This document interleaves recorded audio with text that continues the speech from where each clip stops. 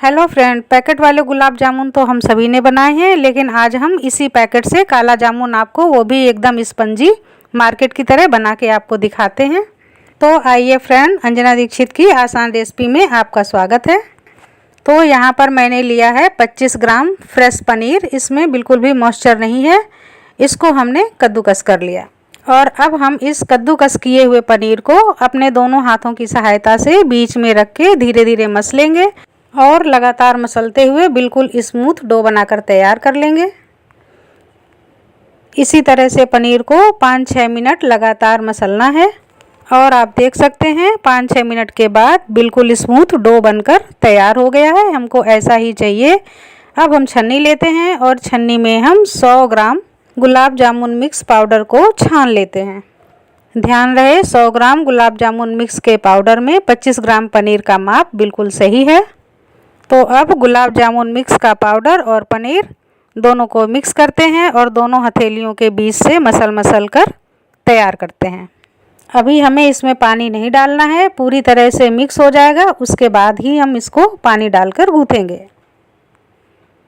मिश्रण हमने मिक्स करके तैयार कर लिया है। अब हम लेंगे सादा पानी। पानी बस रूम टेम्परेचर का होना चाहिए और कुछ भी नहीं।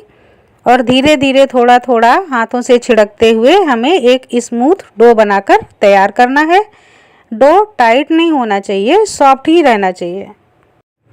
मिक्स में सब कुछ मिक्स ही होता है, इसलिए हमें ऊपर से कुछ भी नहीं डालना पड़ता है। सिर्फ पनीर डालकर अच्छी तरह से मसलना पड़ता है और मैश करना बहुत ज़रूरी है।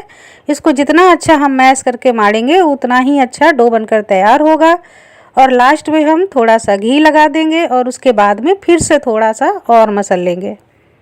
डो रेडी हो गया है। ये देखिए बिल्कुल क्रीम की तरह सॉफ्ट हो गया है। इसको हम तोड़ रहे हैं तो बिल्कुल स्मूथ है और बहुत अच्छी चिकनी चिकनी इसमें गोलियां बन रही हैं। तो अब इस डो को हम ढक रहे हैं और 15-20 मिनट के लिए रख रहे हैं। तब तक हम यहाँ पर चाशनी तैयार कर लेते हैं। चाशनी के लिए हम ले रहे हैं 300 ग्राम चीनी, जो कि 2 कटोरी चीनी है। तो 2 कटोरी चीनी है तो इसमें हम 2 कटोरी ही पानी डाल देंगे।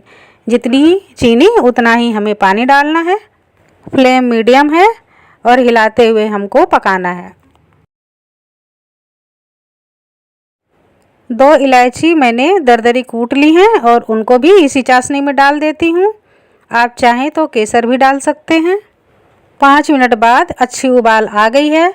तो इसको उबाल आने के बाद ज़्यादा नहीं पकाना है, बस ये चिपकना चाहिए, क्योंकि पानी भी बहुत ज़्यादा नहीं है, इसलिए बहुत ज़्यादा पकाना नहीं है।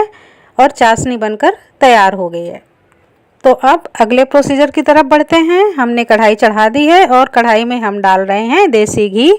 काला जामुन देसी घी में ही बनते हैं और इसी में इनका स्वाद बहुत अच्छा आता है। तो जब तक घी गर्म हो रहा है तब तक हम एक प्लेट में ले रहे हैं थोड़े से ड्राई फ्रूट। इसमें हमने थोड़ी सी कुटी हुई इलायची डाल दी, थोड़ा सा केसर डाल दिया, ये ऑप्शनल है, और थोड़ी सी चीनी। और अब इसी ड्राई फ्रूट में हम डाल देंगे थोड़ा सा मावा। ये जो हमने मावा बना के रखा था पनीर और गुलाब जामुन मिक्स का, इससे हम एक बड़ा सा पेड़ा तोड़ेंगे और इसको ड्राई फ्रूट में मिक्स कर देंगे। ये हमारी काला जामुन के अंदर भरने वाली फिलिंग है। इसको बनाना बहुत ज़रूरी है, सारा टेस्ट इसी से ही आता है। तो अब काला जामुन के बॉल तैयार कर लेते हैं। यहाँ हमने थोड़ा सा मिक्स ले लिया है और अब हम इसमें भर रहे हैं ड्राई फ्रूट की फिलिंग। ये देखिए थोड़ी सी हमें ले लेनी है और अंदर दबा के चारों तरफ से हमको गोलाई में दबा देना है, जैसे किसी कचौरी को भरते हैं। ये देखिए मैंने अच्छी तरह से इसको बंद कर लिया है और इसको इतना घुमाना है कि एक भी दरार ना रहे। एक और काला जामुन आपको बनाकर दिखा देती हूँ। तो ये देखिए बस ऐसे ही भरना है, बंद करना है। मैं गोल शेप दे रही हूँ, आप चाहें तो ओवल शेप भी दे सकते हैं, शेप अपनी पसंद से होता है। सारे काला जामुन के गोले बनकर तैयार हो गए हैं। तो चलिए अब सेकना शुरू करते हैं। इधर घी भी गर्म हो गया है, धीमी आंच पर ही हमको घी रखना है। ये देखिए इसी तरह से हम सारे गोले डाल देंगे और 1 मिनट के अंदर ही हमें इन्हें पलट भी देना है। तो इस तरह से पलटते हुए हम लगातार इनको सेकेंगे। इनमें पनीर है इसलिए इसका कलर ऑटोमेटिक ब्लैक हो जाएगा। हमको कुछ टेंशन लेने की ज़रूरत नहीं है, बस हमको धीमी आंच पर ही सेकना है। थोड़े से पेशेंस की ज़रूरत है, जल्दी बिल्कुल भी नहीं करनी है, थोड़ा टाइम लगता है। और इसी तरह से लगातार उलटते पलटते हुए हमको 10 से 12 मिनट तक इनको पकाना है। 10-12 मिनट बाद आप देखेंगे कि काला जामुन पूरी तरह से पक गए हैं। तो पहले मैं एक काला जामुन निकाल कर कट कर लेती हूँ। तो ये देखिए, मैंने एक कट करके देख लिया है। ये अंदर से पूरी तरह से ड्राई हो गया है और ऊपरी स्किन इसकी हार्ड है। ये ऐसे ही कुक होते हैं।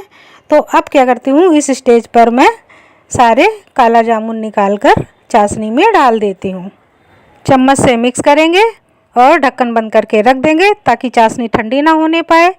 मुझे घी थोड़ा कम लग रहा था तो मैंने थोड़ा सा घी और बढ़ा दिया और बाकी के काला जामुन इसी तरह से तल लिए।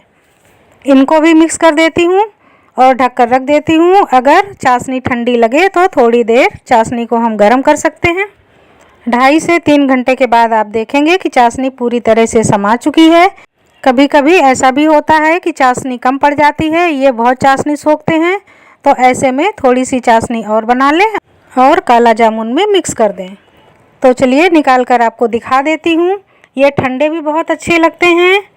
तो फ्रेंड, इस आसान ट्रिक से आप आराम से घर में काला जाम या काला जामुन बना सकते हैं। इनका स्वाद गुलाब जामुन से बिल्कुल अलग होता है। अगर चांदी का वर्क घर में है तो उससे आप वर्क कर दीजिए, ड्राई फ्रूट से गार्निश कर दीजिए। अगर कुछ नहीं है तो ऐसे भी ये बहुत अच्छे लगते हैं। काला जामुन की ये बिल्कुल सिंपल सी ट्रिक मैंने आपके साथ शेयर की है।